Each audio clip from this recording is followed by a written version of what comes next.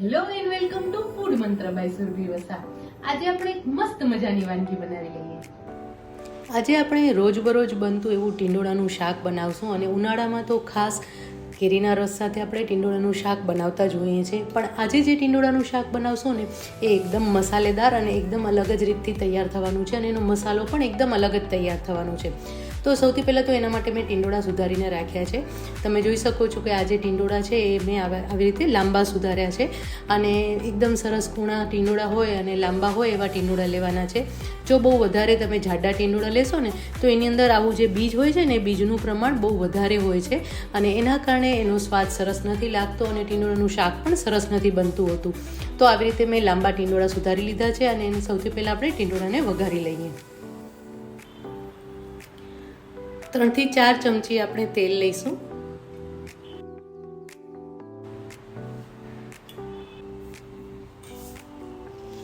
પાંચ ચમચી આપણે રાઈ એડ કરી દઈશું. રાઈ તતડે એટલે 5 ચમચી હિંગ એડ કરીશું. એની સાથે 5 ચમચી હળદર એડ કરી લેવાની છે. હંમેશા જ્યારે પણ ટીંડોળાનું શાક વઘારો ને ત્યારે હળદર તરત જ એડ કરવાની છે તેલમાં જ, જેના કારણે શાકનો કલર બહુ જ સરસ રહેશે. અને હવે એની અંદર આપણે ટીંડોળા એડ કરી દઈશું.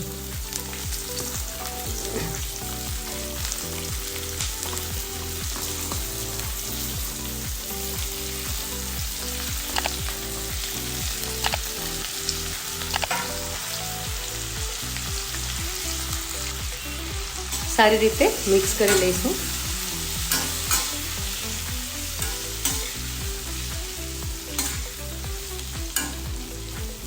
એક તેલનું કોટિંગ થઈ જાય એ રીતે મિક્સ કરી લેવાના છે. અને હવે એમાં મીઠું એડ કરી દઈશું. 1 ટીસ્પૂન મીઠું એડ કરી દઈશું અને અગેન ફરીથી મિક્સ કરી લઈશું.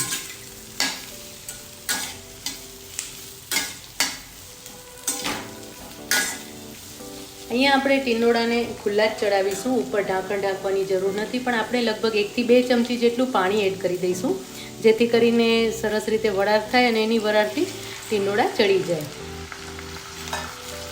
ટીંડોળાનો કલર ગ્રીન રાખવા માટે ઘણા લોકો સોડા એડ કરતા હોય છે, પણ જો તમે આ રીતે ખુલ્લા જ ચડાવશો ને તો ટીંડોળાનો કલર એકદમ સરસ ગ્રીન રહેશે. હવે મીડિયમ ફ્લેમ પર આપણે ટીંડોળાને લગભગ 10-10 મિનિટ સુધી ચડવા દઈશું. ગેસની ફ્લેમ જે છે એ મીડિયમ ટુ સ્લો રાખવાની છે, વધારે ફાસ્ટ નથી રાખવાની. ટીંડોળા ચડે ત્યાં સુધી આપણે એક મસાલો તૈયાર કરી લેવાનો છે. મસાલો તૈયાર કરવા માટે એક મિક્સી જારમાં આપણે લગભગ 1 ચમચી જેટલા શિંગદાણા લઈશું. એની સાથે 1 ચમચી કોપરાનું છીણ, સૂકા કોપરાનું છીણ એડ કરવાનું છે. સાથે તલ એડ કરવાના છે. 1 ચમચી આપણે તલ એડ કરી દઈશું. અને કોઈ પણ ફરસાણ તમારા ઘરમાં જે પણ ફરસાણ ઘરમાં હોય એ ફરસાણ લઈશું. અત્યારે મેં ગાંઠિયા લીધેલા છે, 2 ચમચી જેટલા ગાંઠિયા લીધેલા છે. 2 થી 3 ચમચી જેટલા ગાંઠિયા એડ કરી લઈશ. આના સિવાય ગાંઠિયા સિવાય તમે અત્યારે મેં ભાવનગરી ગાંઠિયા લીધા છે, એના સિવાય પાપડી ગાંઠિયા છે અથવા તો ચવાણું છે, કોઈ પણ ફરસાણ તમે એડ કરી શકો છો. સેવ પણ એડ કરી શકો છો. એના કારણે સ્વાદ બહુ જ સરસ લાગે છે. અને હવે આ જે મિશ્રણ છે એને આપણે ક્રશ કરી લેવાનું છે, પણ પલ્સ ઉપર, એટલે કે ચાલુ બંધ કરી અને એને ક્રશ કરી લઈશું. આ રીતે ક્રશ કરવાનું છે, જેથી દરદરું પીસાઈ જશે. હવે આ જે તૈયાર કરેલો મસાલો છે, જે ક્રશ કરેલો મસાલો છે, એ આપણે બાઉલમાં લઈ લઈશું. એની સાથે 2 ચમચી લાલ મરચું પાવડર એડ કરી દઈશું.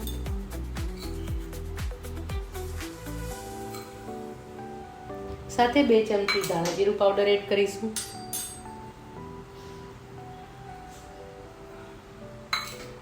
અડધી ચમચી ગરમ મસાલો એડ કરીશું. ચપટી હળદર એડ કરી દઈશું. આ મસાલો એકદમ સરસ લાગે છે અને કોઈ પણ ભરેલા શાક બનાવો ત્યારે તમે આ મસાલાનો ઉપયોગ કરી શકો છો. મિક્સ કરી લેવાનું છે. આ રીતે જે ડ્રાય મિશ્રણ તૈયાર થાય છે એને તમે સ્ટોર કરી શકો છો. આ જે મિશ્રણ છે એને તમે બરણીમાં ભરી લો અને પછી જ્યારે પણ કોઈ ભરેલા શાક બનાવો ત્યારે એને ઉપયોગમાં લઈ શકો છો. હવે આની અંદર આપણે અત્યારે કોથમીર એડ કરી દઈશું. 2 ચમચી જેટલી કોથમીર એડ કરીશું. એની સાથે 1 ચમચી ખાંડ એડ કરી દઈશું. ખાંડનો સ્વાદ આ બધા જ મસાલાને સરસ રીતે બેલેન્સ કરે છે. તમને જો ન ગમતી હોય તો તમે અવોઇડ કરી શકો છો, પણ ખાંડના કારણે વધારે સરસ લાગશે. અને ખાંડ વધારે એટલે ગળ્યું બનાવવા માટે નથી કરવાનું, પણ આપણે બેલેન્સ કરવા માટે કરવાનું છે. હવે આની અંદર આપણે અડધી ચમચી મીઠું એડ કરી દઈશું. મસાલાના ભાગનું આપણે મીઠું એડ કરવાનું છે. હવે આ બધી જ વસ્તુ છે એને હાથેથી સરસ રીતે મિક્સ કરી લેવાની છે.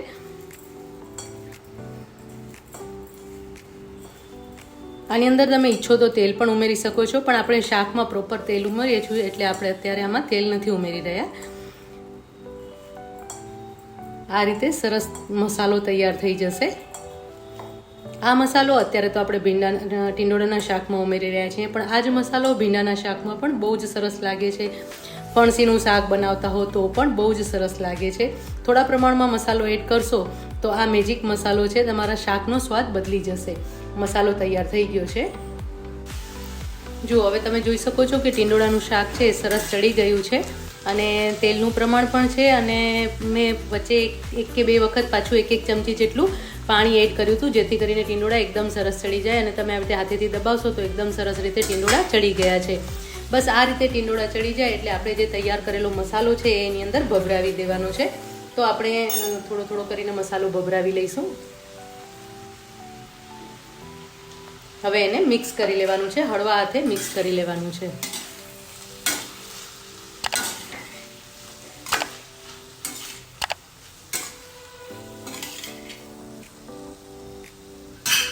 બાકી રહેલો મસાલો પણ ભભરાવી દઈશું.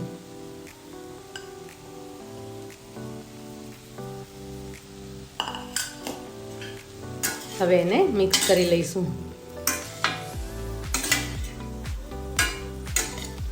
એકદમ સરસ ટેસ્ટી દેખાઈ રહ્યું છે અને એનો કલર તો બહુ જ સરસ છે અને સુગંધ પણ બહુ જ સરસ આવી રહી છે. એકાદ ચમચી જેટલું, 1 થી 2 ચમચી જેટલું આપણે પાણી છાંટી દઈશું, જેથી કરીને આ જે શાક છે એ ડ્રાય ન લાગે અને સરસ મોઇસ્ટ થઈ જાય અને એનો સ્વાદ પણ સરસ થાય અને ટીંડોળા સાથે મસાલો છે એકદમ સરસ રીતે ભળી જાય. અત્યારે મેં 2 ચમચી જેટલું પાણી છાંટી લીધું છે અને હવે એને ઢાંકીને આપણે લગભગ 3 થી 4 મિનિટ સુધી થવા દઈશું, જેથી કરીને મસાલાનો જે સ્વાદ છે એકદમ સરસ રીતે ટીંડોળા સાથે ભળી જાય અને ટીંડોળાનું શાક એકદમ ટેસ્ટી તૈયાર થઈ જાય. ચેક કરી લઈએ. જો એકદમ સરસ દેખાઈ રહ્યું છે, એનો કલર પણ એકદમ સરસ છે અને લુક પણ બહુ જ સરસ આવી રહ્યું છે. મસ્ત મજાનું ટીંડોળાનું શાક તૈયાર થઈ ગયું છે અને તેલ પણ એકદમ માપનું છે, બહુ વધારે છૂટું પણ નથી પડ્યું એટલે કે વધારે બહાર પણ નથી નીકળ્યું. હવે ઉપરથી થોડી કોથમીર ભભરાવી લઈશું અને થોડા પ્રમાણમાં લીંબુનો રસ એટલે કે 1 થી 2 ટીપા લીંબુના રસના ઉમેરી લઈશું. એકદમ ટેસ્ટી એવું ટીંડોળાનું શાક તૈયાર છે. ફ્લેમ ઓફ કરી દેવાની છે. આ ટીંડોળાનું શાક જો તમે ઘરે બનાવશો તો હવે ઘણી વખત કેવું થાય, રોજબરોજ એક સરખું જો તમે શાક બનાવતા હોય તો ઘરનાને નથી ભાવતું હોતું, પણ આ ટીંડોળાનું શાક બહુ જ ટેસ્ટી બને છે. એકવાર ચોક્કસથી ટ્રાય કરજો અને હા, તમને કેવું લાગ્યું એ મને કમેન્ટ બોક્સમાં જણાવજો. ટીંડોળાનું શાક તૈયાર છે, આપણે એને સર્વ કરી લઈએ. એકદમ ટેસ્ટી એવું ગુજરાતી સ્ટાઇલ કહી શકો અથવા તો લગ્ન પ્રસંગમાં બને છે એવું પણ તમે કહી શકો, એવું મસ્ત મજાનું ટેસ્ટી એવું ટીંડોળાનું શાક તૈયાર છે. એકદમ મસાલેદાર અને એકદમ ટેસ્ટી છે. લુકમાં પણ બહુ જ સરસ છે, એકદમ સરસ ગ્રીન છે અને એની સાથે મસાલાનું કોટિંગ પણ બહુ જ સરસ છે. તો મસ્ત મજાનું ટીંડોળાનું શાક મેં સર્વ કરી લીધું છે અને આવું શાક તમે ચોક્કસથી બનાવજો.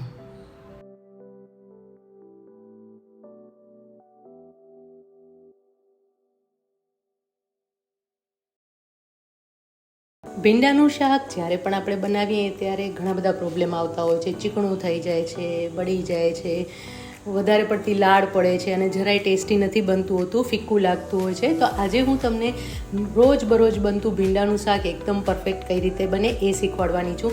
તો એના માટે સૌથી પહેલાં તો ભીંડા એકદમ સરસ કૂણા હોય એવા મેં લીધેલા છે અને આવી રીતે એને મીડિયમ સાઇઝના મેં ટુકડા કરી લીધેલા છે અને હવે આ શાકને આપણે વઘારી લઈએ.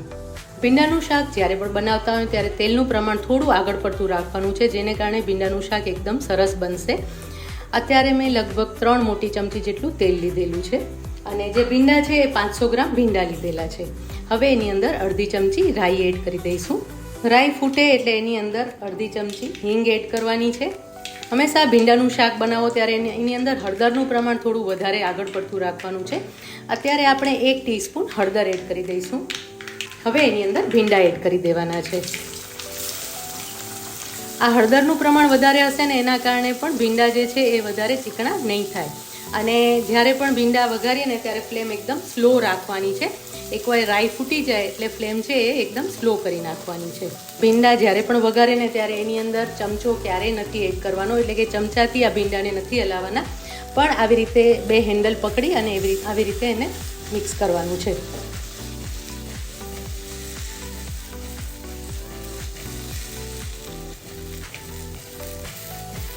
વઘાર જે છે એ બધા જ ભીંડામાં ચડી જાય એ રીતે આપણે એને મિક્સ કરી લઈશું.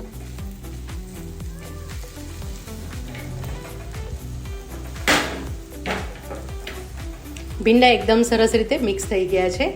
હવે શું કરવાનું છે કે હવે આ જે આપણે ભીંડાનું શાક છે એની ફ્લેમ જે છે એ થોડી ફાસ્ટ કરી લેવાની છે. મીડિયમ ટુ ફાસ્ટની વચ્ચે રાખવાની છે અને આ જે ભીંડા છે એને ઉપરથી ઢાંકી દેવાના છે. આવી રીતે લગભગ 1 થી 1.5 મિનિટ સુધી આપણે ઢાંકીને રાખવાનું છે, જેના કારણે શું થશે કે એની અંદરનું જે મોઇસ્ચર છે અંદર જ રહેશે અને એના કારણે ભીંડા સરસ રીતે ગ્રીન પણ રહેશે અને ચડશે પણ ખરા. પણ આ પ્રોસેસ છે ફક્ત 1 અને 1.5 મિનિટ સુધી જ કરવાની છે, એનાથી વધારે ઢાંકીને નથી રાખવાનું. તો આપણે 1.5 મિનિટ માટે ઢાંકીને રહેવા દઈએ અને ફ્લેમ છે એ ફાસ્ટ રાખવાની છે. ખાસ એ ધ્યાન રાખવાનું છે, જો ફ્લેમ સ્લો હશે અને તમે ઉપર ઢાંકીને રાખશો તો એનું પાણી અંદર પડશે અને એ પાણી પડવાના કારણે ભીંડા છે એ ચીકણા થઈ જશે. જો અત્યારે પણ તમને અહીંયા દેખાઈ રહ્યું છે કે વરાળ બાજવા લાગી છે અને આ વરાળ ભલે બાદથી અને ફાસ્ટ ફ્લેમ પર એને 1 મિનિટ માટે આપણે રહેવા દઈશું. ચેક કરી લઈએ. આ રીતે સ્લાઇટલી કોઈક આવી રીતે નીચે બેસી જતા હોય છે, પણ એનો કંઈ જ વાંધો નહીં, એનો સ્વાદ પણ સરસ જ લાગશે અને તમે જોઈ શકો છો કે જરાય ચીકાશ પકડાઈ નથી. હવે આ જે ભીંડા છે ને એને ખુલ્લા ચડાવવાના છે, હવે એને ઢાંકવાનું નથી. અત્યારે તમે જોશો તો ચીકાશ એવી રીતે નથી પકડાઈ, નહીં તો ઘણી વખત કેવું થતું હોય છે કે એકદમ લાળ થવા લાગતી હોય છે. તો અત્યારે એકદમ પરફેક્ટ રીતે થયા છે ભીંડા અને હવે આ ભીંડા છે એને ખુલ્લા આપણે ચડવા દઈશું અને અત્યારે તમે જોઈ શકો છો કે એનો કલર પણ એકદમ સરસ ગ્રીન છે.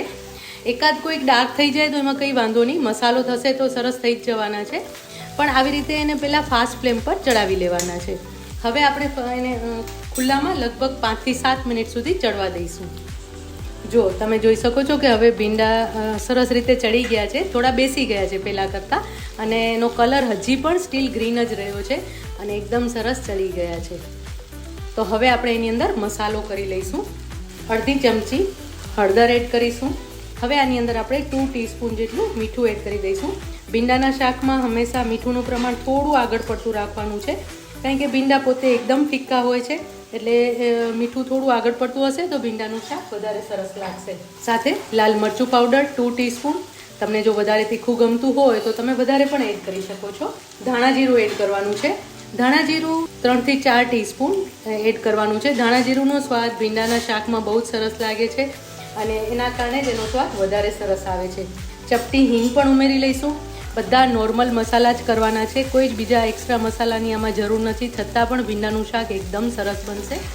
અને તમે જોઈ શકો છો કે એકદમ સરસ કોરું છે, ક્યાંય ચીકાશ નથી પકડાઈ અને તેલ પણ એટલું બધું બારે નથી આવેલું, જેટલું નોર્મલ છે આપણે એડ કર્યું હતું એ પ્રમાણે એકદમ સરસ રીતે મિક્સ થઈ ગયું છે.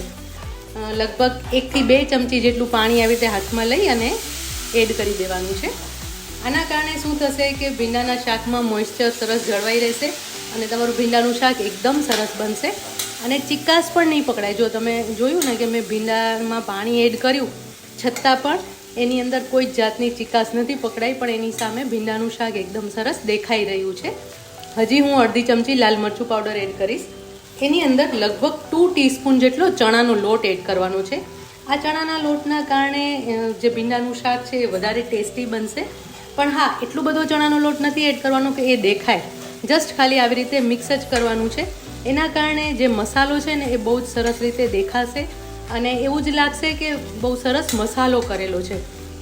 અને પાણી એડ કર્યા પછી 1 મિનિટ કૂક કરીને પછી ચણાનો લોટ એડ કરવાનો છે, જેથી કરીને પાણી સરસ અંદર એબ્સોર્બ થઈ જાય. અને તમે જોઈ શકો છો કે અત્યારે પણ ભીંડાનું શાક છે એકદમ કોરું દેખાઈ રહ્યું છે, ક્યાંય જરાય ચીકાશ નથી દેખાઈ રહી અને એકદમ સરસ ભીંડાનું શાક તૈયાર થઈ ગયું છે. તો હવે આ ભીંડાનું શાક તૈયાર થઈ ગયું છે, આપણે એને સર્વ કરી લઈએ.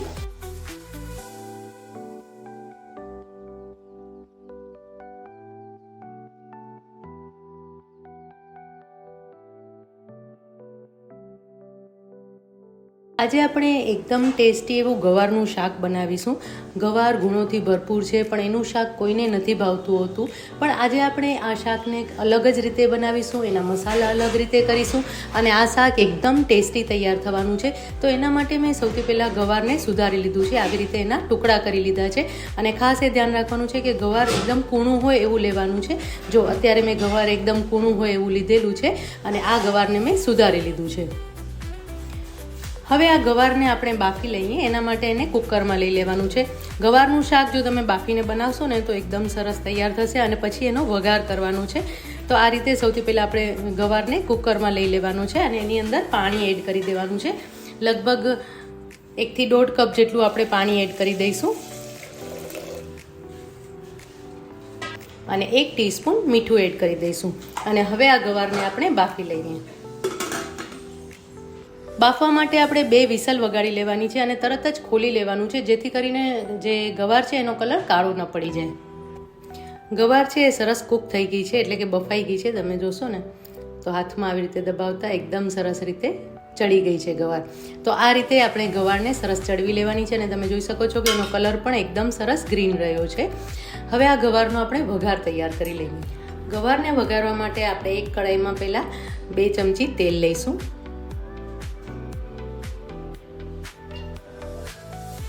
ગવારનું શાક જ્યારે પણ બનાવીએ ત્યારે હંમેશા અજમાનો વઘાર કરવાનો હોય છે, કારણ કે ગવાર છે એ થોડું વાયડું છે, એટલા માટે આપણે અજમો ઉમેરીશું. 1/2 ટીસ્પૂન અજમો એડ કરીશું. એની સાથે 1/2 ટીસ્પૂન હિંગ અને 1/2 ટીસ્પૂન હળદર એડ કરીશું. હવે આમાં આપણે 1 ચમચી ચણાનો લોટ એડ કરી અને શેકી લેવાનું છે.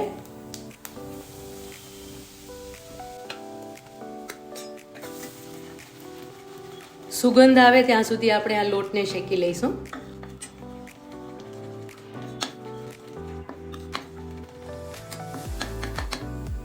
લોટ સરસ શેકાઈ ગયો છે. હવે એની અંદર આપણે 1 ટેબલસ્પૂન સિંગદાણા અને તલનો ભૂકો એડ કરવાનો છે. આના કારણે શાકનો સ્વાદ બહુ જ સરસ આવશે અને ફ્લેમ ઓફ કરી દઈશું આપણે.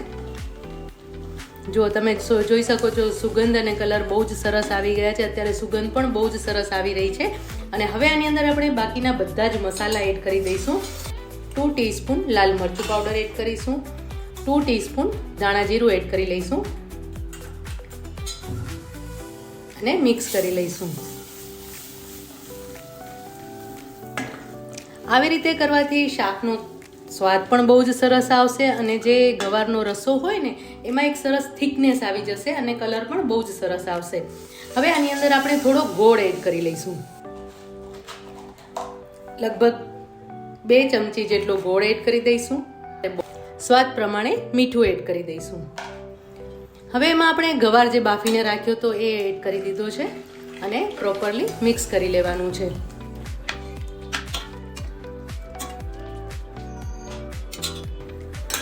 હવે આ મિશ્રણને મિક્સ કરી લેવાનું છે અને લગભગ 4 થી 5 મિનિટ સુધી ઉકળવા દેવાનું છે, જેથી કરીને શાક છે એ એકદમ સરસ તૈયાર થઈ જાય. અત્યારે પણ તમે જોઈ શકો છો કે એનો કલર બહુ જ સરસ આવી ગયો છે અને જેમ ઉકળશે એમ તેલ પણ થોડું છૂટું પડશે અને શાક એકદમ સરસ તૈયાર થશે.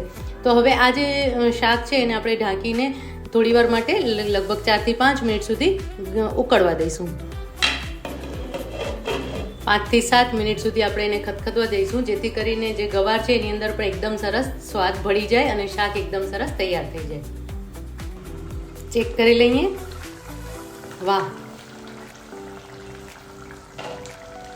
એકદમ સરસ દેખાઈ રહ્યું છે. એનો રસો પણ એકદમ સરસ છે અને ગવાર પણ સરસ દેખાઈ રહી છે અને સ્વાદ અને સુગંધ તો બહુ જ અત્યારે સરસ આવી રહ્યા છે.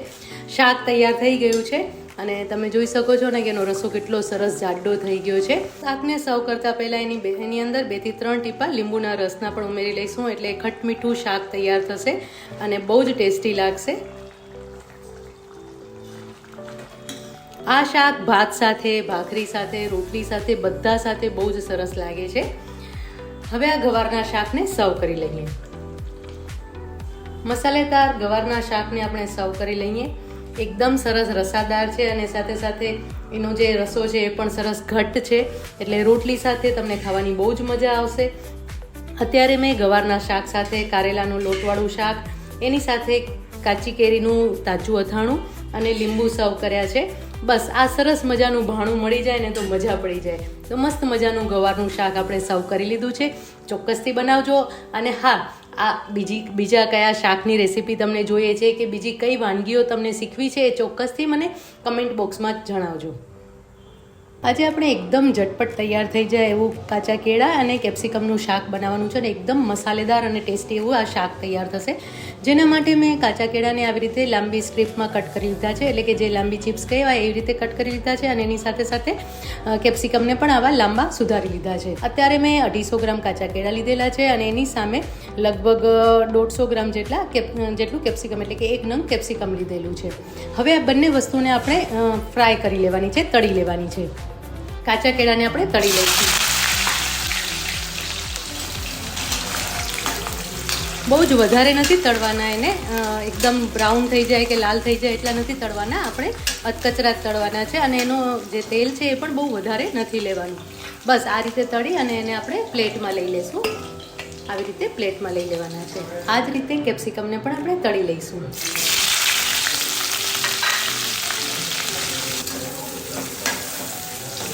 બહુ જ વધારે કેપ્સિકમને પણ નથી તળવાના, થોડા આવતા જતા જ તળી લેવાના છે. કેપ્સિકમ તળાઈ ગયા છે, એને પણ પ્લેટમાં લઈ લઈશું. આ જ રીતે લઈ લઈશું. કાચા કેળા અને કેપ્સિકમ સરસ તળાઈ ગયા છે. હવે એક મસાલો તૈયાર કરવાનો છે, જેના માટે મેં અત્યારે ચવાણું લીધેલું છે, એટલે કે ચેવડો જે આપણે કહીએ ને એ ચવાણું લીધેલું છે. અને એ ચવાણુંના કારણે એનો સ્વાદ બહુ જ સરસ આવે છે. આપણે આની અંદર ચવાણું એડ કરી અને મસાલો તૈયાર કરવાનો છે. તમારા ઘરમાં કોઈ પણ જાતનું ચવાણું હોય તો એ લઈ શકો છો. અત્યારે મેં 1 બાઉલ ચવાણું લીધું છે અને એની અંદર બાકીના બધા મસાલા એડ કરીશું, જેમાં હું 1 ચમચી લાલ મરચું પાવડર, 1 થી 1.5 ચમચી જેટલું લાલ મરચું પાવડર ઉમેરીશ. ચપટી હળદર એડ કરી દઈશ. ધાણા જીરું પાવડર 2 ચમચી ઉમેરી લઈશ, એટલે એનો સ્વાદ સરસ આવે. અને એની સાથે 5 ચમચી હિંગ ઉમેરીશ અને ગરમ મસાલો ઉમેરીશ. અડધી ચમચી ગરમ મસાલો ઉમેરી દઈશ. હવે આ જે મિશ્રણ તૈયાર થયું હોય એને આપણે ક્રશ કરી લેવાનું છે. આમાં તમે ચવાણું એડ કરી શકો છો અથવા ગાંઠિયા પણ લઈ શકો છો. આ મસાલાને ચટપટો બનાવવા માટે આપણે 5 ચમચી સંચળ પાવડર એડ કરીશું, અડધી ચમચી ચાટ મસાલો એડ કરીશું અને 5 ચમચી આમચૂર પાવડર એડ કરીશું. એના કારણે સ્વાદ બહુ જ સરસ આવશે અને એકદમ ટેસ્ટી બનશે. ફરીથી એક વખત આપણે ક્રશ કરી લઈએ. જો મસાલો આ રીતે એકદમ સરસ છે, તૈયાર થઈ ગયો છે. આ રીતનો અધકચરો થશે, કરકરો મસાલો થશે. એકદમ ભેગો નથી કરી નાખવાનો, નહીં તો એની અંદરનું તેલ છૂટવું પડશે. હવે આપણે જે તૈયાર કર્યા હતા કાચા કેળા અને કેપ્સિકમ જે તૈયાર કર્યા હતા એને થોડા વઘારી લઈએ. વઘારવા માટેનું જે આપણે જે તેલ લીધું હતું એ તેલમાંથી થોડું વધારે તેલ મેં કાઢી લીધું છે અને 1 ચમચી જેટલું તેલ એની અંદર રાખ્યું છે. એ તેલ ગરમ થાય એટલે એની અંદર 5 ચમચી હિંગ અને 5 ચમચી હળદર એડ કરીશું આપણે. 5 ચમચી હિંગ અને 5 ચમચી હળદર. તેલ વધારે એટલા માટે નથી રાખવાનું કારણ કે આ બંને વસ્તુ આપણે તળી લીધી છે, એટલે જો એની અંદર તેલ હશે ને તો એનો સ્વાદ સરસ નહીં આવે ને બહુ જ વધારે તેલ લાગશે. હવે એની અંદર આપણે કાચા કેળા અને કેપ્સિકમ ઉમેરી દેવાના છે અને મિક્સ કરી લઈશું. હવે આની અંદર આપણે મીઠું એડ કરીશું. હા, એક વાત કહેવાની રહી ગઈ કે જ્યારે કાચા કેળા મેં કટ કર્યા હતા ને, એટલે કે સુધાર્યા હતા ને, ત્યારે એની અંદર થોડા પ્રમાણમાં મીઠું એડ કર્યું હતું, જેથી કરીને કાચા કેળા છે એ કાળા ન પડી જાય. હંમેશા કાચા કેળા જ્યારે પણ સુધારીએ ત્યારે એની અંદર થોડું મીઠું એડ કરી દેવાનું છે. હવે અત્યારે આપણે 5 ચમચી જેટલું જ મીઠું એડ કરીશું, કારણ કે આપણે મસાલામાં ચાટ મસાલો એડ કર્યો છે, સંચળ પાવડર એડ કર્યું છે અને સાથે સાથે ચવાણું પણ લીધેલું છે. અને હવે આ જે મિશ્રણ છે ને એની અંદર 2 ચમચી જેટલું પાણી એડ કરીશું, જેથી કરીને કાચા કેળા અને કેપ્સિકમ થોડા સોફ્ટ થઈ જાય.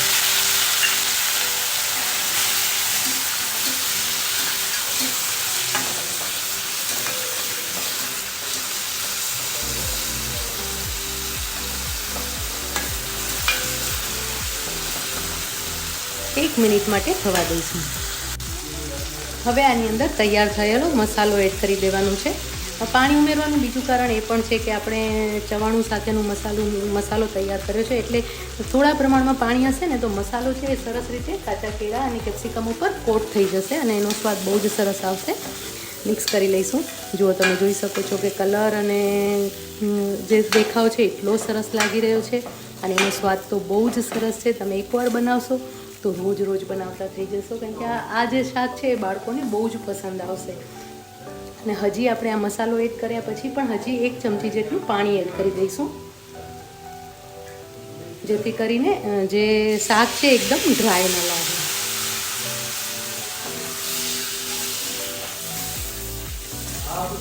સુગંધ પણ બહુ જ મસ્ત આવી રહી છે. તો શાક તૈયાર થઈ ગયું છે. આપણે આ મસાલેદાર જે શાક છે એને આપણે ફટાફટ સર્વ કરી લઈએ. અને તમે જોઈ શકો છો કે તેલ પણ બહુ વધારે નથી દેખાઈ રહ્યું, એકદમ પ્રમાણસર મસાલો છે, એકદમ પ્રમાણસર તેલ છે. તો હવે આપણે એને સર્વ કરી લઈએ. મસ્ત મજાનું શાક તૈયાર થઈ ગયું છે. આપણે એને સર્વ કરી રહ્યા છીએ. એટલું સરસ દેખાઈ રહ્યું છે. આ શાક ભાખરી, પરાઠા, થેપલા કોઈ પણ સાથે બહુ જ સરસ લાગશે અને રોટલી સાથે તો સરસ જ લાગશે. એકદમ મસાલેદાર અને અલગ રીતથી તૈયાર થયેલું કેપ્સિકમ અને કાચા કેળાનું શાક તૈયાર છે.